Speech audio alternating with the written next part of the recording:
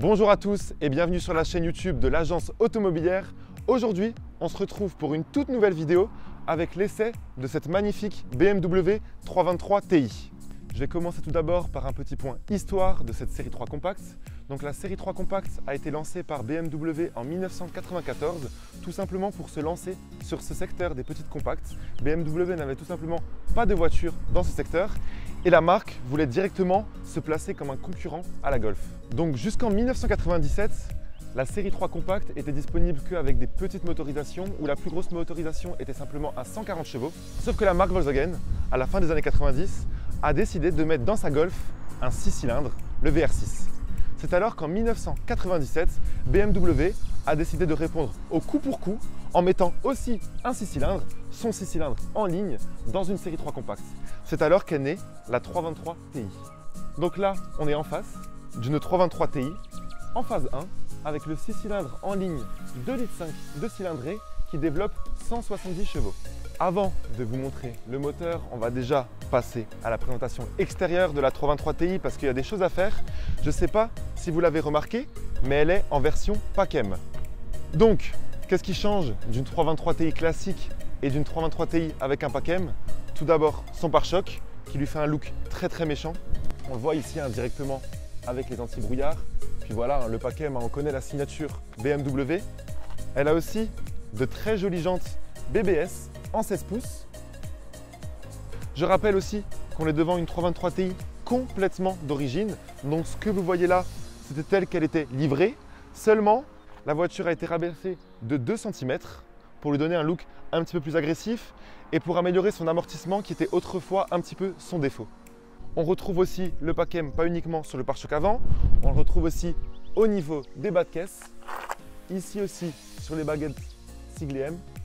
On arrive maintenant sur la partie arrière de la 323 Ti, la partie la plus importante puisque c'est ce qui vraiment change par rapport à une série 3 classique. Donc comme vous pouvez le voir, elle a été amputée de sa malle arrière de 20 cm, donc ce qui fait une voiture, on va dire, plus pratique pour tous les jours et plus maniable. À l'arrière, on retrouve aussi un pare-choc M, ici, qui abrite juste en dessous un super pot d'échappement avec 2 sorties. D'ailleurs, en parlant de ce pot d'échappement, puisqu'on y est, ce pot d'échappement a une petite particularité. Il a un système de clapet qui était d'origine à l'époque. Et en fait, il y a le premier pot qui est toujours ouvert et le deuxième pot qui se déclenche après 5000 tours minute. Au niveau du coffre de la 323 Ti, on sait qu'elle a perdu 20 cm à l'arrière. On peut donc penser qu'elle aurait un tout petit coffre. Je trouve ça encore assez honnête. On a un volume du coffre, on peut dire normal, pour une voiture de ce segment et qui est largement suffisant pour une utilisation quotidienne. Je vais vous montrer le cœur de la bête rapidement. Donc ici, on est sur un 6 cylindres en ligne de type M52 qui était disponible à l'époque sur la 328i et qui développait 192 chevaux. Pour l'occasion, BMW a décidé de le un petit peu rabaisser en faisant un 2,5 litres, mais sur la même base du moteur qui développe 170 chevaux. Je vous assure que ça suffit largement pour une voiture de ce gabarit. Donc nous voilà à bord de la 323 Ti. On retrouve tout de suite un volant 3 branches qui fait super sportif, siglé M, avec ici les surpiqûres aux couleurs de Motorsport. On retrouve aussi un levier de vitesse siglé M. Donc ça, c'était les spécificités des 323 Ti qui avaient le PACM. À l'intérieur, elles avaient donc un volant sport ainsi que le levier de vitesse siglé M. Au niveau des options sur ce véhicule, on n'en retrouve pas tellement par rapport aux options d'aujourd'hui. On a quand même la climatisation et les vitres électriques, mais de toute façon, on sait tous que l'option la plus importante, c'est son 6 cylindres en ligne qu'elle a sous le capot. Pour les personnes que ça intéresse, voici la clé de la BMW 323 Ti avec la centralisation à distance disponible dessus. Et maintenant, je vous emmène faire un tour avec moi.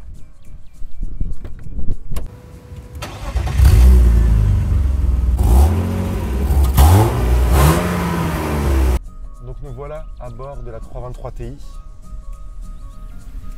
Je vais simplement vous donner mes réactions à propos de la conduite de cette BMW et surtout du comportement de son 6 cylindres en ligne dont tout le monde parle et qui a fait un petit peu la renommée de la marque. Bon, très vite, comme on a des combinés filetés, comme je l'ai dit, on sent directement un amortissement un petit peu plus ferme, je pense, que l'origine. Mais de toute façon, comme je l'ai dit précédemment, c'était une des choses qui était reprochée à la 323 Ti. Elle avait peut-être un comportement trop bourgeois Au moins là, on se sent plus dans une voiture sportive. Après, il faut le rappeler, hein, cette voiture n'était pas destinée à concurrencer les super GTI. C'était une voiture qui avait un bon moteur, qui roulait très bien, mais ce n'était en aucun cas une grande sportive, ni une pistarde.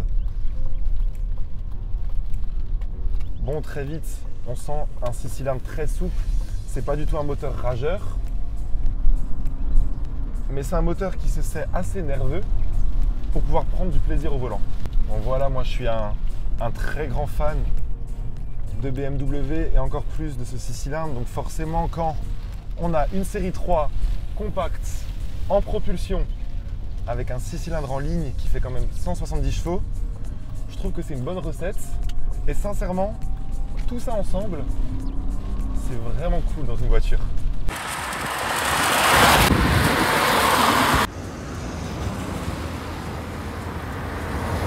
Bon, il commence à pleuvoir, donc là ça sonne la fin de cette vidéo. J'espère que cet essai vous aura plu de cette superbe BMW 323 Ti. Moi en tout cas, j'ai pris un grand plaisir à vous l'offrir. Retrouvez-nous directement sur notre site internet qui s'affiche juste en bas, www.agenceauto.com. Je suis vraiment désolé, il est en train de pleuvoir. Moi je vous dis à la prochaine pour un tout nouvel essai. C'était Victor pour l'agence automobilière. Ciao!